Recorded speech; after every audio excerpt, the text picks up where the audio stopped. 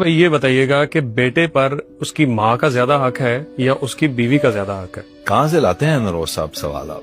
بیٹے پر اس کی ماں کا کیا حق ہے وہ بھی بتا دیتا ہوں، اور بیوی کا کیا حق ہے وہ بھی بتا دیتا ہوں، خود ہی سمجھ لیجئے گا جی پلیز۔ بیٹے پر ماں کا پتہ ہے کتنا حق ہے؟ جی۔ کہ جب وہ ماں کے پیٹ کے اندر ہوتا ہے نا، اور ماں کو خوراک نہ ملے، اگر فرض کریں کسی بھی وجہ سے، جی، تو اپنی خوراک پتہ ہے کہاں سے لیتا ہے؟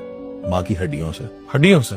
جی، اور ماں کی ہڈیوں کو کھا کے، ماں کے گوشت کو کھا کے وہ بنا ہوتا ہے، تو وہ ماں سے بنا ہے۔ اللہ، یہ آپ نے یاد رکھنا ہے۔ صحیح۔ آپ کبھی دیکھتے نہیں ہیں کہ پریگننٹ خواتین اچھی سے اچھی خوراک کیوں کھاتی ہیں؟ ایسے ساڑھے بچے نو لگے گی، ماں کے ذریعے سے خوراک اس کو مل رہی ہوتی ہے۔ صحیح۔ ماں کا اس پہ کیا حق ہے؟ پھر ماں جب اسے پیدا کرتی ہے،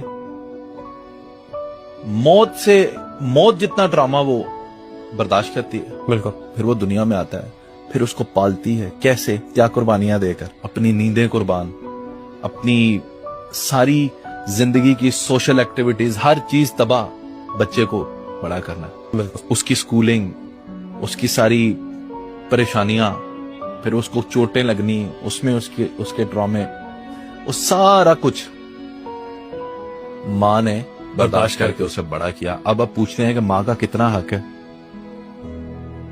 بہت بڑا حق ہے، جو بچہ ساری زندگی ادا نہیں کر سکتا۔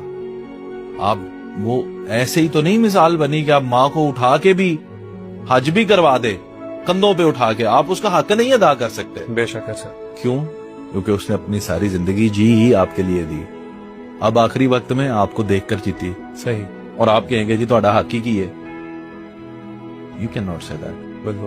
اب اس کا مطلب یہ نہیں لینا کہ ماں کا اتنا بڑا حق ہے تو جو بیٹے کی بیوی آئے گی وہ ماں کی غلام ہوگی، صحیح۔ اس کا مطلب یہ بھی نہیں لینا۔